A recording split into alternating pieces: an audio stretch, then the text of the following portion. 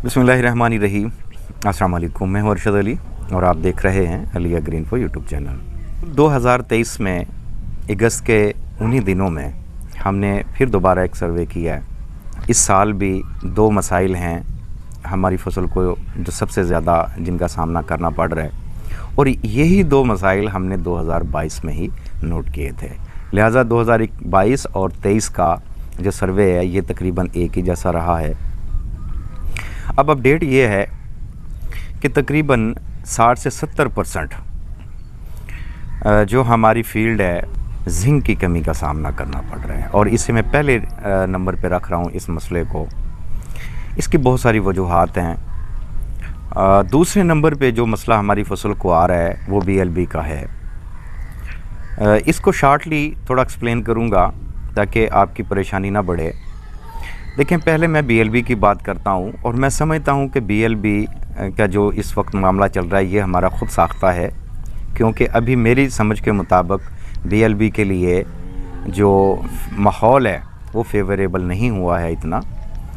हाँ, जिन ज़मीनों में पानी ज़्यादा देर तक खड़ा रहता है या हम पानी की मिसमैनेजमेंट कर रहे हैं, बिल्कुल सोका नहीं लगवा रहे हैं, वहाँ पे ये मसला देखने को ज़्यादा आ रहा है।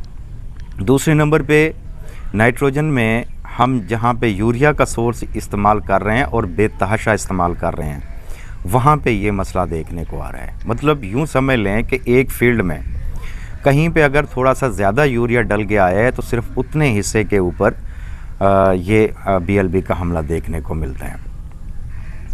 चलें, ये बहुत जल्दी रिकवर हो जाता है, स्प्रे की भी ज़रूरत नहीं पड़ रही है। तजुर्बात ये कहते हैं कि अगर हमने पोटाश डाला है तो ये बहुत जल्द रिकवर हो जाता है। दूसरा, अगर हम पानी को सोका लगवा के लगाते हैं तो वहाँ भी ये बहुत जल्द रिकवर हो रहा है। अभी तक इसके लिए स्प्रे का कोई ज़्यादा इस्तेमाल नहीं हो रहा है, ये बग़ैर स्प्रे के ही रिकवर होता भी दिखाई दे रहा है, इसलिए परेशान होने की ज़रूरत नहीं है। हाँ, लेकिन इसको इग्नोर भी नहीं किया जा सकता, क्योंकि पूरे मुल्क का माहौल एक जैसा नहीं होता है। हो सकता है कहीं इलाके में इन्वायरमेंटल कंडीशन इस बीमारी के लिए फेवरेबल हो चुकी हो।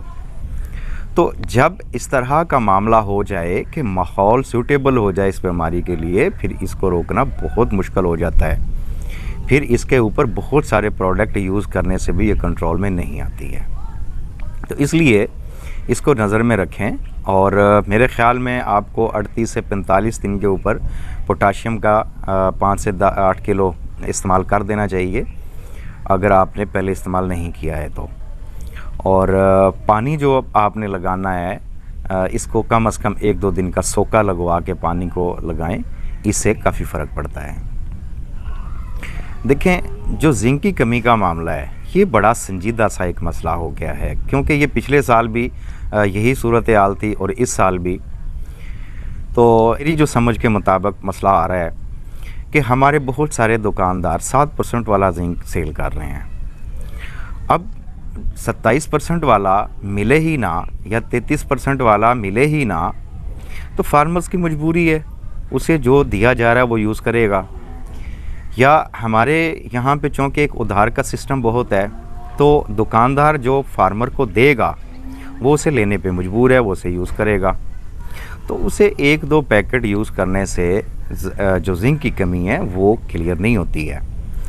और दूसरे नंबर पे हम 27% वाला भी फ़र्ज़ कर लें यूज़ करते हैं, उसकी भी क्वांटिटी पूरी नहीं देते हैं। एक बैग डालते हैं और उसे काफ़ी समझते हैं, हालांकि इससे भी ज़रूरत पूरी नहीं होती है। और तीसरे नंबर पे हम अदम मालूमात की बुनियाद पे हमें इतना तो पता है कि ये फास्फोरस के साथ मिल के लॉक होता है, तो इसकी दस्तयाबी नहीं होती, तो फिर भी हम मतलब इसमें गैप बहुत कम देते हैं, क्योंकि हम फास्फोरस जो पहली डोज़ है वो आम तौर पे 10 दिन या 12-13 दिन पे कर रहे हैं, जबकि हम बार बार कहते हैं कद्दू में इस्तेमाल करें या ट्रांसप्लांट के 3-4 दिन के अंदर अंदर इस्तेमाल करें, हद 7 दिन के अंदर इस्तेमाल करें। तो अब जब 10-12 दिन के ऊपर जाके आपने पहला फास्फोरस का डोज करना है, तो फिर 20 दिन के अंदर अंदर आपको जिंक की फ़िक्र भी पड़ जाती है। तो आइए, इसके दरमियान में डिस्टेंस बहुत शार्ट रह जाता है, जिसकी वजह से ये मामला बिगड़ता है। और दूसरा जो जिंक की दस्तयाबी है ये 8 पीएच के बाद नहीं होती। मतलब आप अगर चेक करें इसकी दस्तयाबी के ग्राफ को, जिंक का जो लाइन है वो 8 पीएच के बाद रेड हो जाती है और रेड में ये बिल्कुल भी दस्तयाब नहीं होता। और आम तौर पे हमारे जो रुकबा जाते हैं वो 8+ पीएच रखते हैं।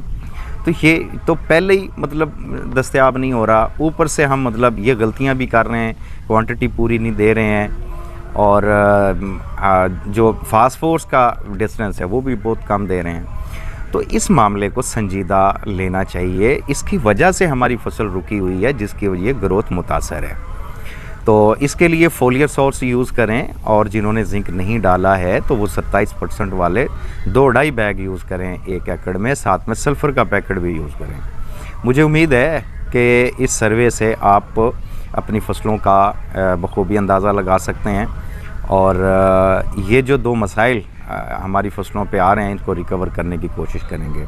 मुझे उम्मीद है आज की वीडियो आपके लिए यूज़फुल होगी। आज की वीडियो में इतना ही, इजाज़त दीजिए, अल्लाह हाफ़िज़।